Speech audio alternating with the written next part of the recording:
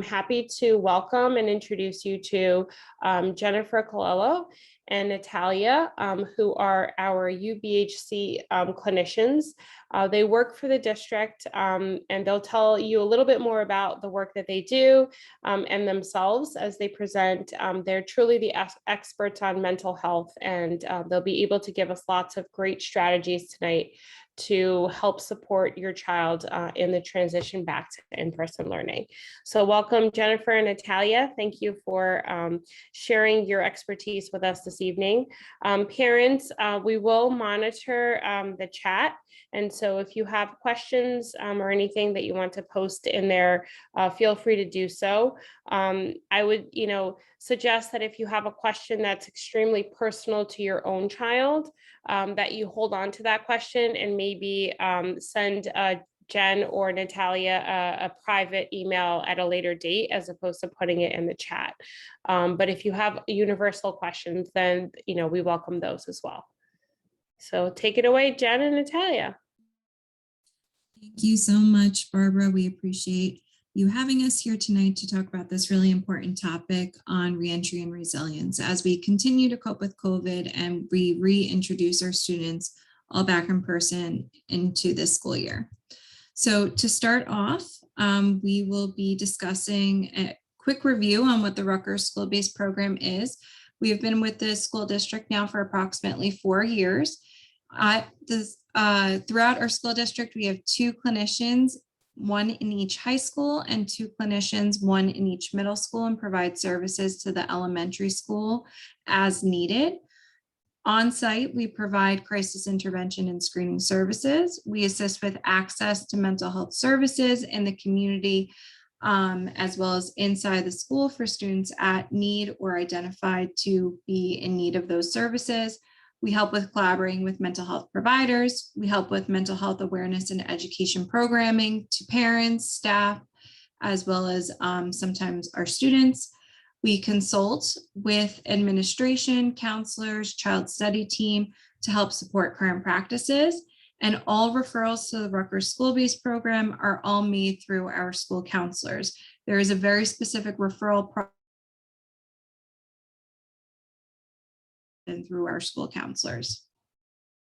So what are some of the implications that COVID-19 had on our lives?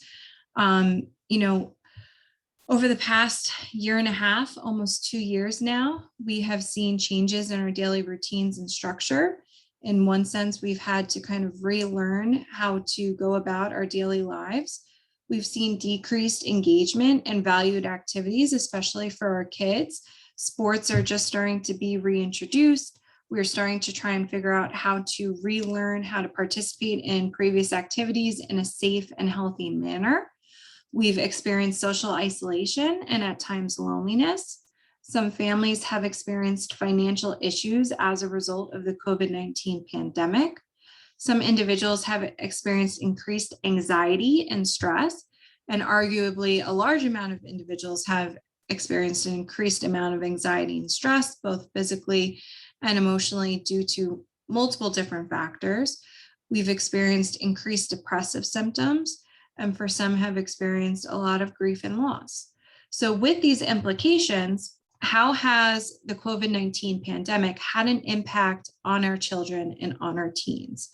Now, according to the Washington State Department of Health, they came up with a back to classroom toolbox that analyzed how our children have been doing over the past approximately year and a half throughout the COVID-19 pandemic and how they are transitioning back into the school community. So one of the items that they talked about in this Washington State Department of Health toolbox is that children are having a lot of difficulty with processing their life experience. And this is due to both their maturity level, their level of development, and their overall experience with dealing with traumatic events. So they have found that children and teens often respond differently than adults to difficult or traumatic events.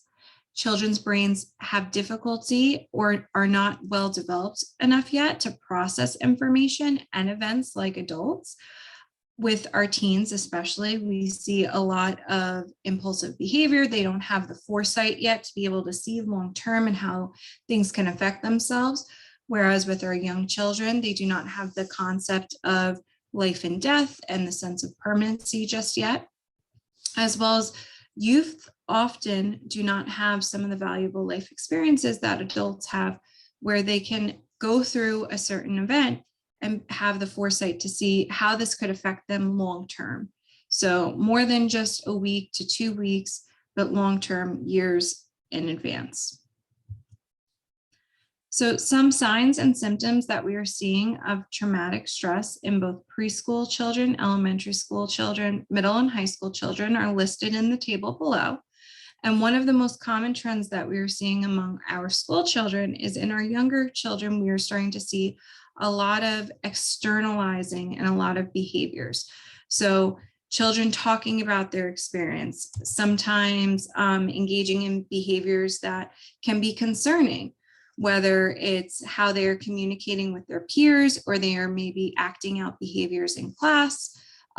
There may be some experiences of regression, difficulty sleeping at night, or recreating their trauma that they've experienced, whether it's the loss of a loved one due to the COVID-19 pandemic or being separated from a loved one, recreating that trauma through play. As our children start to get older, we oftentimes are starting to see more internalizing. So perhaps our children are not verbally communicating it or may not be acting out behaviorally, but they start to internalize some of these behaviors, and without the healthy coping strategy of communication with other individuals, this is when we sometimes start to see this in their homework or their writing or communicating this through sometimes journaling or even chats with their friends. So in our elementary kids, we're starting to see some more anxiety, worrying about their own or other safety, sometimes difficulty with transitioning, like becoming clingy with a teacher or even parent, some of that separation anxiety, feeling guilty or shame, where in our middle school and high school students, we're starting to see them discuss traumatic events in detail, but more interpersonally with their friends, through homework assignments, through chats, or engaging in some risky behaviors, like abusing alcohol, becoming sexually active, feeling like they're going crazy, taking too many risks, and having increased sleep disturbances.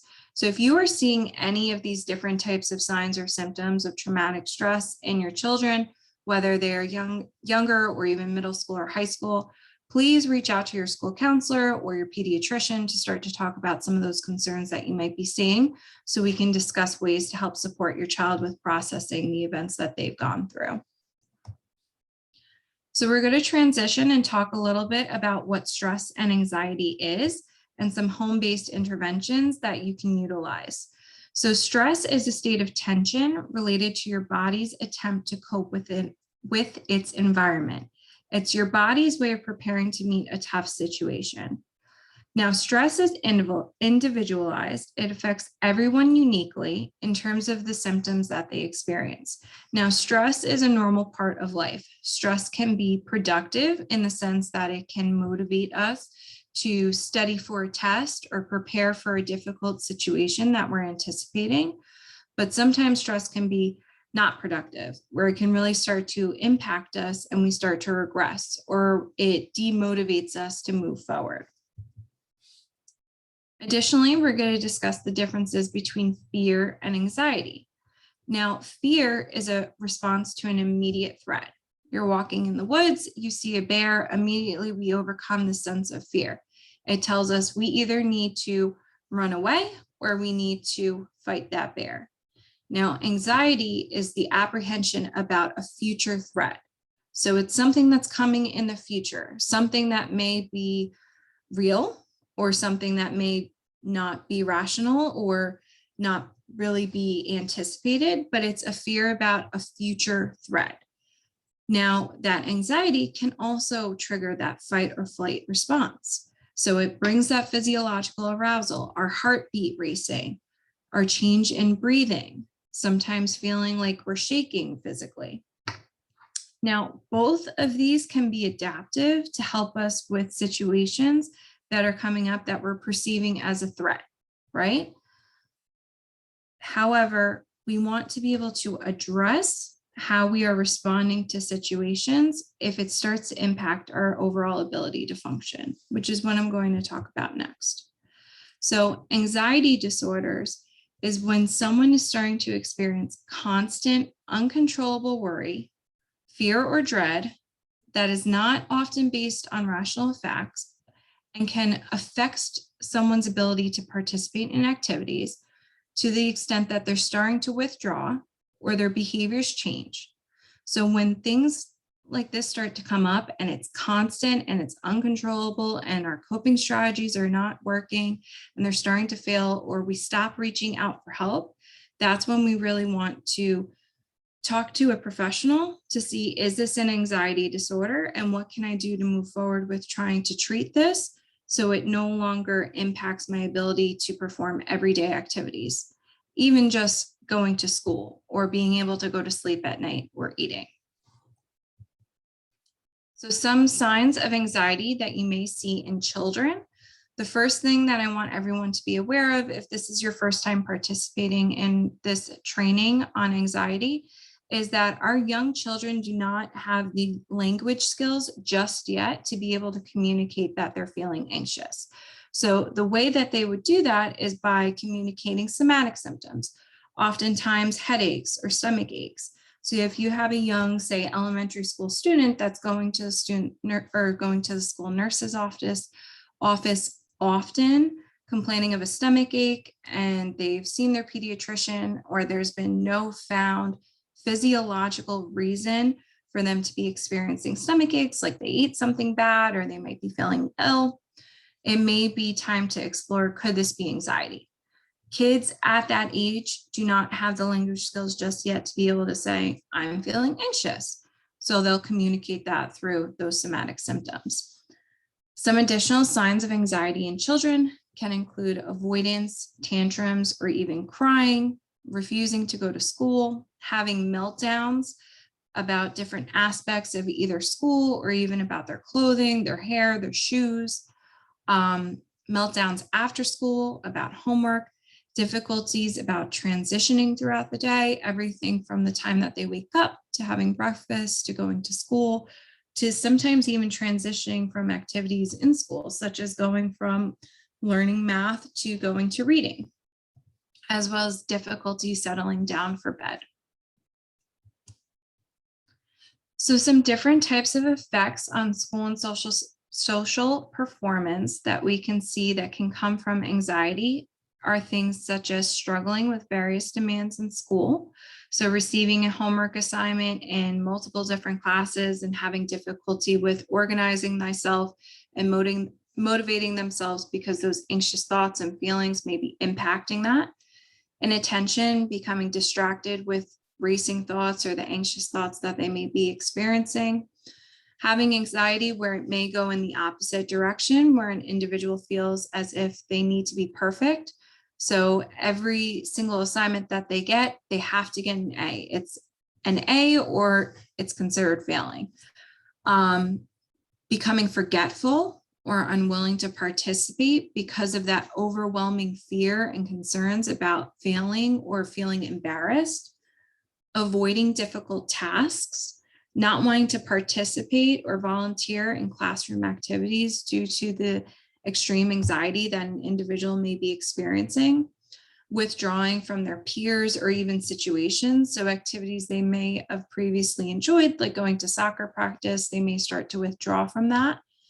And these students that may be experiencing anxiety and showing some of these behavioral signs or withdrawing from activities, oftentimes they can have that misperception of being perceived as unmotivated or lazy or not interested in school, when in reality, this could be a concern surrounding anxiety. So some overall trends that we are seeing in school is some increased anxiety about school and school-related activities, students feeling overwhelmed or anxious in crowds. A lot of our students have been at home and participating in virtual learning since March 2020. And this is the first time for many students that they're back in person, surrounded by their peers and other adults. And this can be very overwhelming, especially if they haven't been in this type of situation in quite some time. Difficulty navigating social connections, reconnecting with others, or even making small talk. This is actually a topic of conversation I've had with many high school students, with trying to figure out, how do I say hi to the friend that I've been talking to online or on Discord or Snapchat, but I haven't seen them in person? And that overall anxiety of, this might be awkward, or what if we don't have something to talk about? So redeveloping those social skills and being able to execute them. Transitioning into the next point of the lack of age appropriate social skills, and sometimes experiencing difficulty with their peers and conflicts.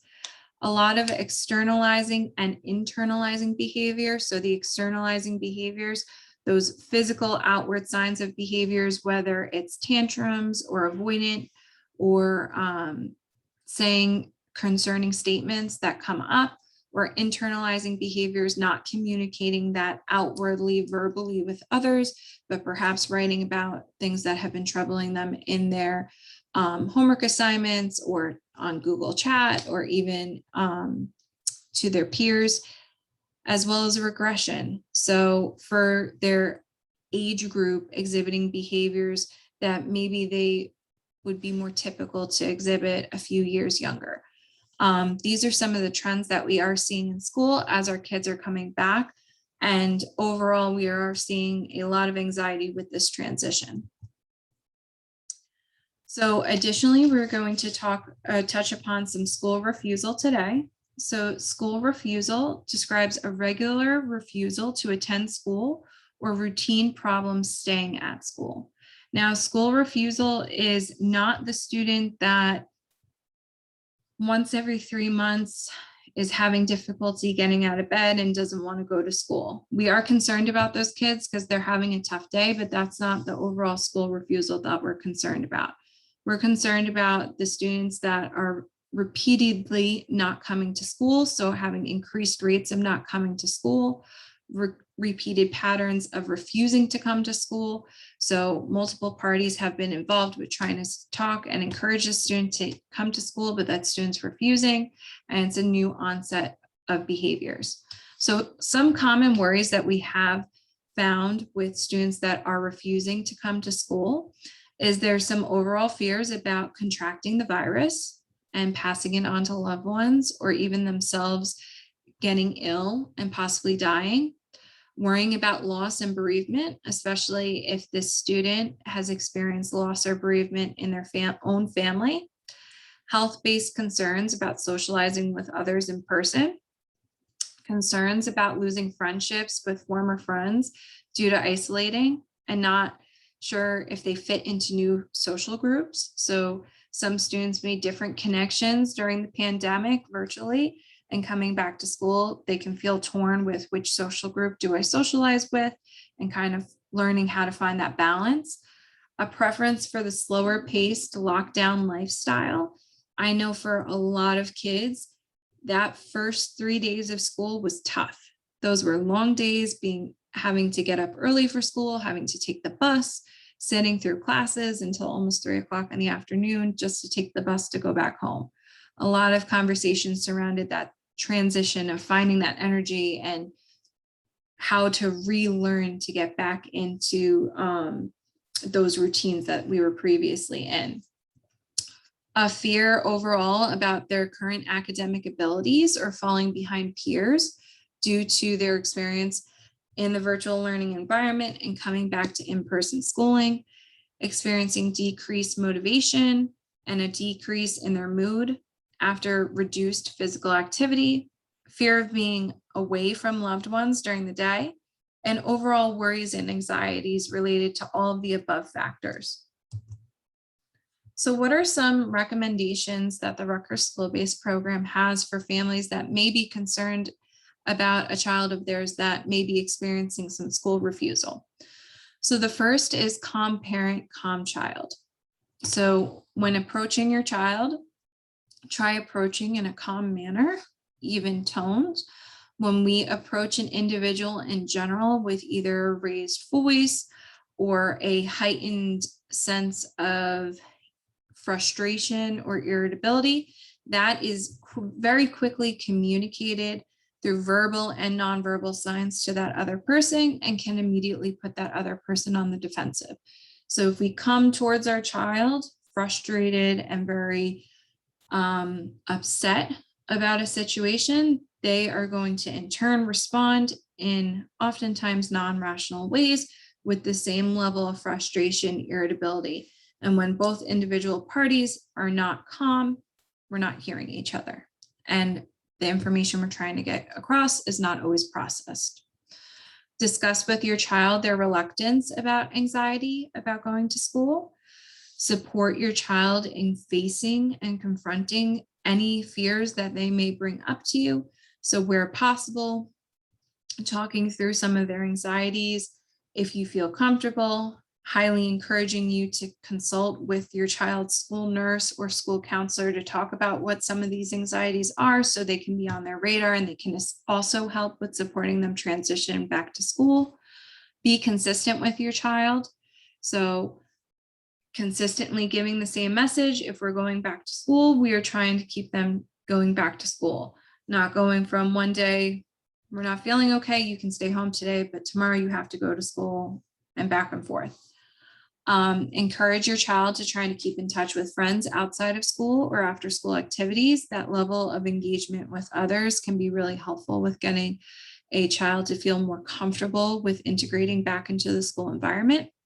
Activity and exercise can help with managing any type of stress and anxiety, helping a student feel prepared with returning to school, making sure things like their backpack is packed at night before they go to bed, so it's not a rush in the morning. Do we have our homework? Do we have our lunch? Do we have everything we need to get to the school bus? Empathize with your child that this is difficult and encourage them to keep trying to push forward and get reintegrated back into the school environment. Try and be realistic with your expectations and maintain a good relationship with your child's school administration, counselors, case managers, and nurses to try and help with the whole child support. So when does anxiety become a disorder and when do we seek help?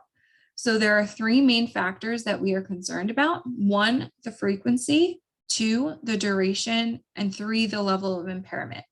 So if an individual in general is experiencing anxiety multiple times per week, the duration is lasting more than a few minutes a day, and it's constant and uncontrollable, and it's reaching a level of impairment where someone is starting to withdraw from their activities, their daily functioning, or their daily responsibilities, this is when we want to reach out for help. Whether it's talking to our primary care provider, talking to our school for a referral, or even contacting our insurance company for a referral to an outpatient therapist, we want to take this seriously, and we want to provide help for individuals that may be struggling, because help is available and it is out there. So what are some home-based interventions that as parents you can start to implement at home if you have not already? So one, be consistent and patient. Try to avoid being overtly critical with your child.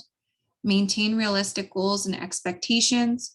Try not to communicate that perfection is expected or even acceptable. We are all human beings. We all sometimes struggle. This is a normal part of life, but we want to try and encourage perseverance and help with encouraging that overall self-esteem that they can get through this challenge and move on to that ultimate goal that they're working towards. Accept that mistakes are a normal part of growing up. It's part of the learning and growth process. Praise and reinforce effort. Teach your child some simple strategies to help with anxiety, which Natalia Pietroskaya will be going over very shortly. Try not to treat any types of feelings, questions, or statements about feeling anxious or silly as unimportant, and seek outside help if the problem does continue to persist and continues to interfere with daily activities. So one of the biggest things that I encourage everyone to start with, whether you are experiencing anxiety or any type of disruption in your daily activities, is to maintain a healthy sleep routine, both for yourself as well as your children, and to encourage having a healthy sleep routine. So as you can see on the right-hand side on table 7, this is the recommended amount of sleep by age group currently, which was provided by the Washington State Department of Health. So as we can see for our elementary school kids, we can see between 5 to 12 years old, there's an average recommendation of a minimum of 9 to 13 hours of sleep per night. This can sometimes include naps. This is per 24 hours. For our roughly middle school to high school kids, there is an average recommendation of approximately 8 to 12 hours of sleep per 24 hours. Now, I understand, especially with our high school kids, that once our kids get into high school, there's a sense of autonomy and wanting to be able to decide their sleep routine and how much sleep they need. And everybody's online on Discord or playing video games up late. It's okay, I'll be fine. But our sleep highly impacts not only our mood, but our ability to focus during the day and our overall sense of energy to function throughout the day. So encourage your children to have a regular bedtime. Try to follow a bedtime routine. When possible, try to turn off all screens at least 1 hour before bedtime. TVs, computers, phones, tablets, video games, they all emit blue light, and that blue light can decrease our body's natural physiological system from producing our own sense of melatonin, where our body knows, okay, it's time to go to sleep. That blue light tells our body it's time to be awake. We need to be energized.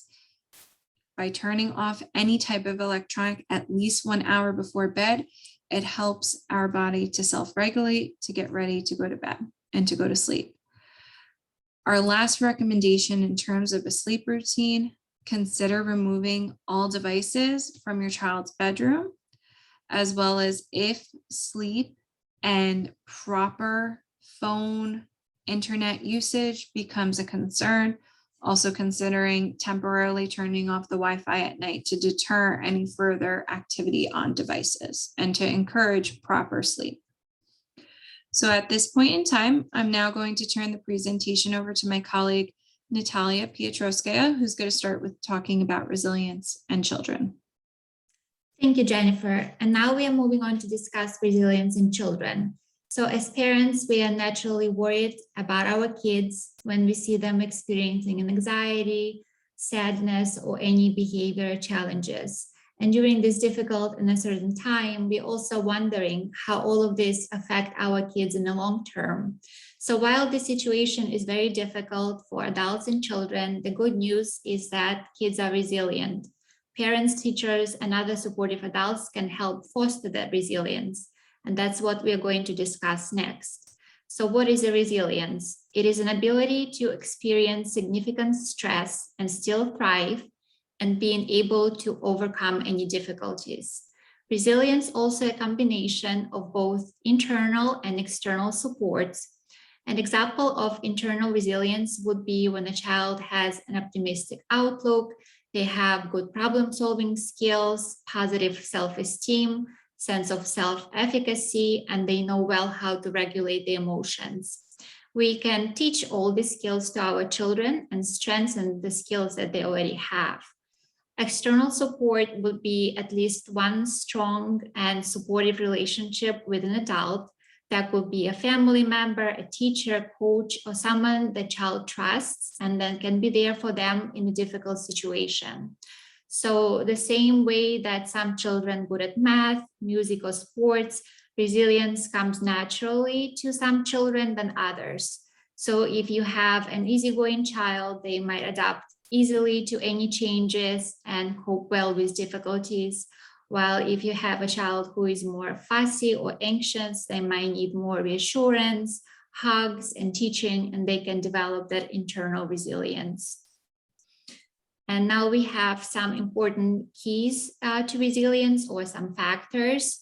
So the first and the foremost is connection. Even in difficult times, children do well when they have stable, supportive adults in their lives and have meaningful ways to connect to those people. Then routines are also very important. Routines will provide a sense of safety, control, and predictability. Sticking to a routine is especially important for younger children. So work with your children to develop a routine and make sure that they know that there is time set up for schoolwork, and then there is also a time for fun. And during the transition times, you might need to be more flexible with some of the routines, but the key to remember, the consistency still needs to be there. Then another important factor is self-care. Children become more resilient when they know how to tune into their feelings and be more self-aware.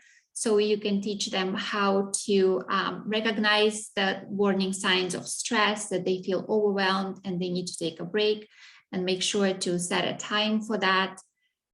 Another factor to consider is self-efficacy. So when children believe in their own abilities and have a feeling of, I can do this, they turn challenges into opportunities to grow and master new skills. So you can encourage your child to master a new skill according to their developmental level. So for example, for a younger child, it would be making a bed on their own without getting a direction from a parent. For older ones, maybe watering plants, setting up dinner table.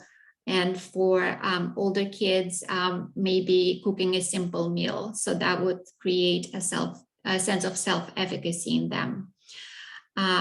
Family is another very important factor in fostering resilience, that the family provides them with a sense of stability that they crave during difficult times. So building connection between family members could be done by scheduling a family night together, or maybe doing another fun activity, and you can spend quality time together. Mindfulness is another great way to reduce stress and boost the resilience in both children and adults. So when children learn how to concentrate or focus in the present moment, they become better at managing stress and reducing their anxiety. And also play, which is fundamental and important for every child, provides them with the opportunity to have fun and learn at the same time. So going back to fostering resilience and connection with adults, we would like to bring your attention to the importance of having a trusted adult for your children at school. So talk to your child and help them identify a trusted adult at school, someone who they trust and feel comfortable to talk to during difficult situations. So it could be a teacher they like, or a school counselor or coach. Trusted adults will provide emotional and motivational support to your children during stressful situations. They will provide guidance and teach them coping skills. It would also help children to feel more secure, safe about being at school. Will also increase their social support and sense of connectedness. And now we would like to offer you to get an insight into your own level of resilience. So this tool is very brief and quick to administer. It will allow you to assess your own perceived ability to bounce back and recover from stress, your level of resiliency. So this is confidential and you don't need to write your answers or results in the chat box. So read each statement and respond to each statement by circling one answer per row. We'll just take a few minutes to complete that.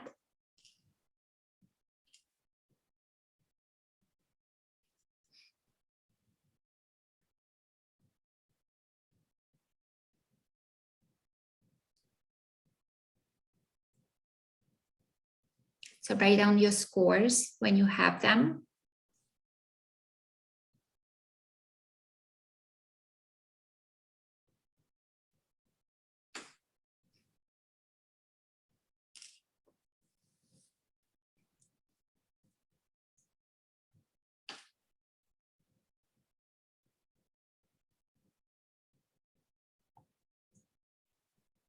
So to get the results, add the value of your responses for all 6 items, and you will have a range from 6 to 30. Divide the sum by the total number of question answered, that will be 6, and that you get your average score. And here you have the breakdown for low resilience, normal resilience, and high resilience. So please don't feel disappointed if your result is different from what you're expecting to be. Remember that resilience is a skill that you can build and master. And also it's important to remember that when raising children, it's about finding a way to be the parent you want to be, no matter what is going on around you. It's ability to manage your reaction to stress and function well, even in difficult times. Now we have some recommendations on how you can become a more resilient parent. So the first one is social connections. Stay connected, even you can be together physically. It's easier to handle any parenting challenges when you stay connected with your family, friends, and neighbors you have positive relationship with. Having caring people in your life will provide you with a feeling of security, being more confident and empowered. Also remember that it is important to get help when you need it. As we know, even before the pandemic, many families had to worry about paying bills, having safe shelter, getting healthcare, and providing food and clothing for their families.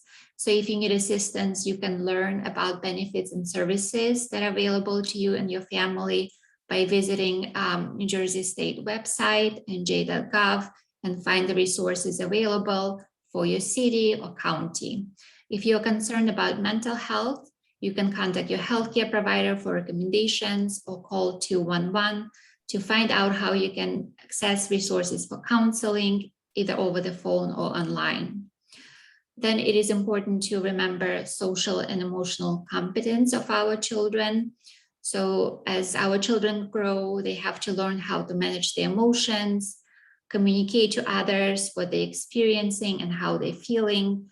So this is definitely harder if they're stressed out or anxious. So please remember that children can feel and see how you're feeling, and they can feel it around them. So keeping yourself calm will also help your child to remain calm and manage their anxiety better. Then also is a good idea to understand what your child needs at their developmental stage. Knowing what to expect will make your job as a parent a lot easier. So pay close attention to any changes in your child behavior, mood, any changes in their sleep. Are they having difficulty at the time, falling asleep or staying asleep? Encourage the expression of their feelings and validate those feelings. Teach and model good emotional responses. Definitely check in with yourself. Are you responding to this situation in a calm and thoughtful way, or you are just reacting to it? Also, acknowledge your feelings. What is the most difficult right now for you when it comes to parenting? What is frustrating to you? And if you feel like anger and frustration is building up, reach out for help and maybe take a break. And here we have a list of wonderful activities to build resilience at home. Some of them taking a nature walk, playing with Play-Doh, or writing letters to family members. Also, you can ask for your child's input. What is the activity that they would like to engage you with? And now we're going to move on discussing mindfulness. And mindfulness is another great way to boost the resilience for adults and children. So it is a therapeutic coping strategy that can help induce that relaxation response. It is believed that mindfulness activities help us to engage our parasympathetic nervous system, which is responsible for restoring our body's stress level to its baseline. And it also helps us to come down, lower our blood pressure and also our heart rate. So being mindful means paying attention to the present moment without being judgmental and being attuned to your 5 senses. And an example of mindful activity would be mindful breathing. It's a great way to boost the resilience and reduce anxiety. So one of the benefits of deep breathing is that it can be practiced anywhere in discrete ways. So no one even had to notice that you engage in this activity. And for example, if your child has test and anxiety, or they feel increasingly anxious during one of their classes, taking a few minutes to do deep mindful breathing would help them to lower their anxiety level, improve their concentration, and will help them to reset their mind. So let's practice mindful breathing together for a few minutes. Sit comfortably in your chair and make sure that your shoulders and your back is supported by the back of the chair. So breathe in through your nose and let your belly fill with air as you breathe in. And you can also put one of your hands on your chest and another hand on your belly to feel how you breathe in and breathe out. So as you breathe in through your nose, you should feel your belly rises. And then as you breathe out, you should feel your belly going in. So let's just take a few minutes to take a few deep breaths.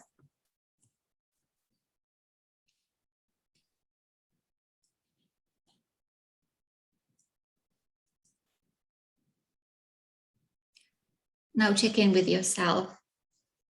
How are you feeling? Are there any changes?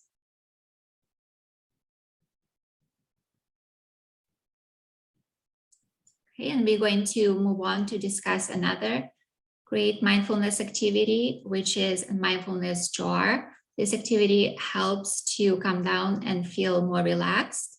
It teaches great focusing skills, helps regulate emotions, and also increases sensory awareness and self-awareness skills. So to make it more interactive, we will watch a short video clip describing this activity.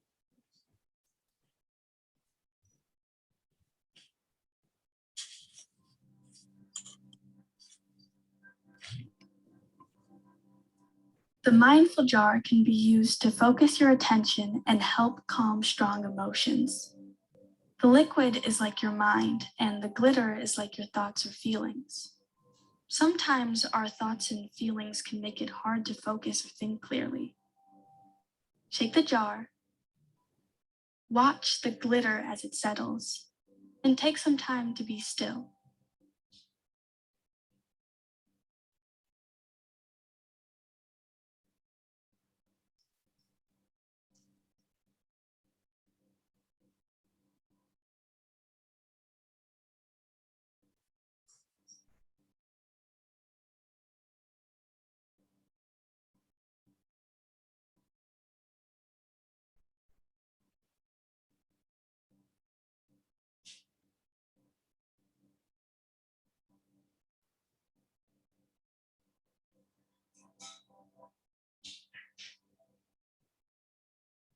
Take a moment to notice how you feel now that all the glitter has settled.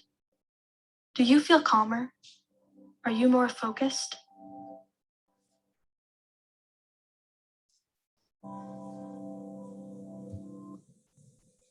So this is a great activity to try at home. I have a few mindfulness jar in my office and kids just love them. They call it, it's like a magic in the jar, watching the sparkles settle at the bottom.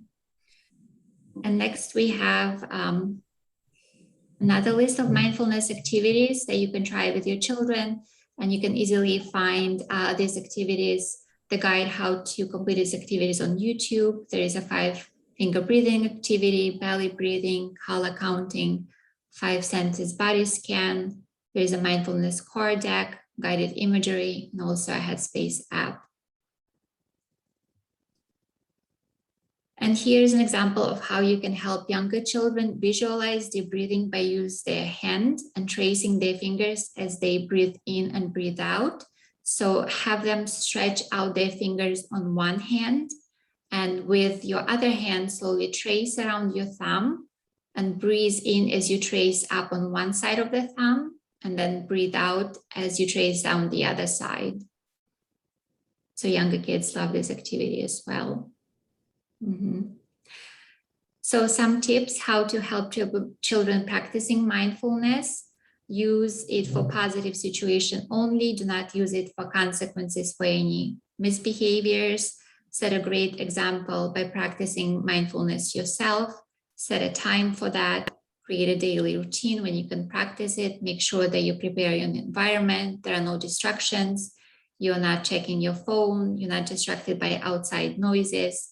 Also try involving your children in decision-making process. Maybe there are some activities that they're more willing to try. Share your experiences, how mindfulness help you in a stressful situation, or how it changes when you practice it daily. And have a conversation with your children about their experience with mindfulness, either at home or at school. And here we have a list of self-care applications that can help you bring your mind and body into a balance.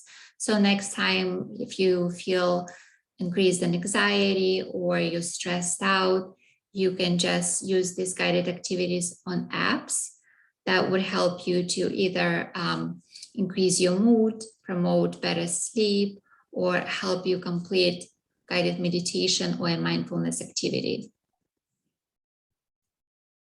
We would also like to share that district has a link to various resources for our students to support their mental health, academic, and social emotional learning. So if you're interested, please check this out. And the Parent Support Network of Central New Jersey is another great resource for parents. It is a parent-driven, family-focused program that supports parents or caregivers who are concerned about their kids' struggles with anxiety, depression, or emotional dysregulation. So they host monthly meetings. So in the past, they were virtual. I'm not sure if they switched back in person. So if you're interested, please reach out to them. And some other mental health hotline resources.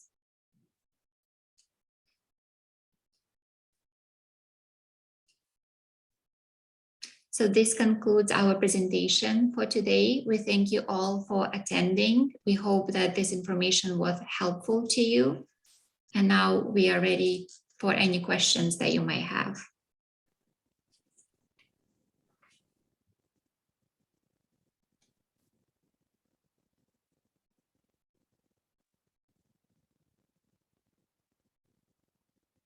So there was a question on whether or not this presentation will be available after this evening. The presentation this evening was recorded and will be posted on the district website.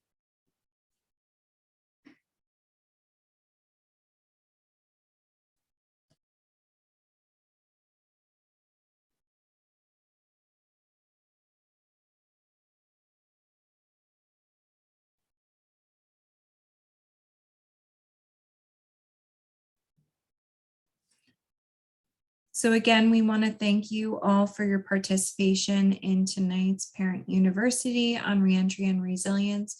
Please feel free to reach out to Natalia Pietroskaya or myself with any potential questions that you may have that may be personal, so that we can address them with you individually and help with providing any types of resources.